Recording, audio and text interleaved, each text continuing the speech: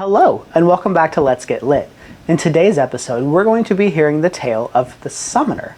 So, let's see exactly what he has to say, what kind of story he has, and just like earlier, this one's going to conflict with the previous story already told. So let's see what the Summoner has to dish out, shall we?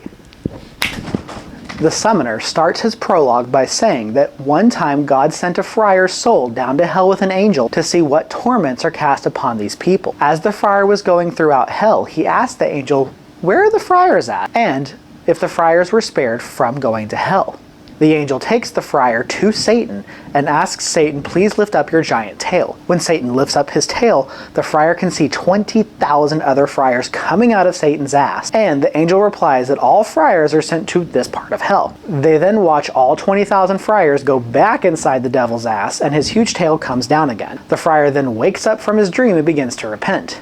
This is where the prologue for the Summoner's tale ends. The Summoner starts his tale with the friar who lives in Yorkshire. The Summoner goes on to say that the friar goes around town and asks the town people to spare whatever they can for him in exchange for prayers for further salvation. The Summoner also says that once he does this, he goes back to the convent and he doesn't actually pray at all. The story then jumps to the friar going to see an old man named Thomas, who is very sick. Thomas is an old man who is uneducated but also very rich. Thomas says that it has been a while since he's seen the friar, at least since the beginning of March. The friar can see Thomas's wife coming in and immediately starts to kiss her and fondles her. While he is there, Thomas's wife comes back and asks the friar. Thomas's wife comes and asks the friar if he can preach about anger, because her husband gets very angry very often. She also makes mention that the last time they saw him, their child had just died. The friar reassures the wife and Thomas that all of the friars of the monastery were praying and fasting and sending all of their prayers to heaven for guidance for this child's well-being in heaven. He also even claims that God gave them visions and he saw the young child up in heaven with God. He then gives a long sermon to the wife about the benefits of fasting and prayer. All the while, the friar really doesn't remember this at all. Then the friar goes into a long sermon about anger and how man should not be angry or keep anger in his heart. He also says that an angry ruler is a terrible ruler.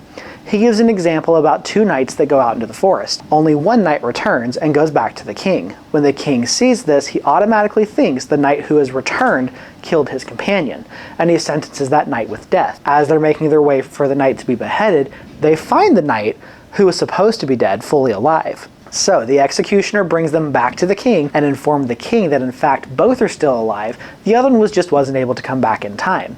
The king, however, seeing this, calls for both knights to be dead along with the executioner. His reason being that he'd already had sentenced the first knight to death and that the second knight should be put to death because of the actions of not coming back, which in turn ended up killing the first knight. So basically he's like, well, they both should die because the second one did not come back with the first one, which caused his death, so now everyone's just going to die. Makes it easier. He also orders the executioner to be killed because the executioner did not follow through with the orders the king gave him. The friar then goes into another story about Candace and how he drank too much, and in his anger, when someone tried to tell him that he had had too much to drink, he is determined to prove them wrong. He then calls his son into the hall and draws an arrow up to show everyone that he is not drunk, and he ends up shooting his son, killing him. After this story, he also tells one smaller story about Cyrus, king of Persia. After this, he then asks Thomas that when he passes, please give a small donation to the friars so that way they can continue in building their monastery and pay off the debts that they owe for the work that they've already done. Thomas tells the friar that he does indeed have a gift for him, but that the gift he's going to give him should equally be divided amongst the friars. The friar's thinking he has just struck gold and is super eager to hear what Thomas has to say, and eagerly asks about this gift. Thomas says that this gift is beneath his ass. He tells the friar to reach around his backside and there will be his gift. When the friar sticks his hand behind Thomas's backside, Thomas lets out a huge fart.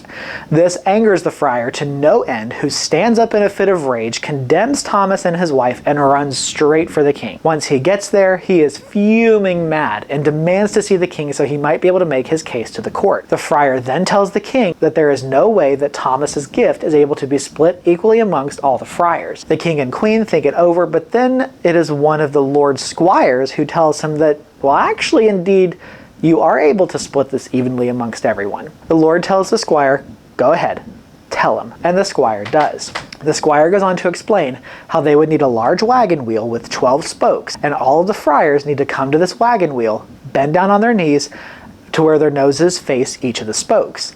Then they would bring Thomas in, have him sit in the middle of the wheel, and let out a huge fart.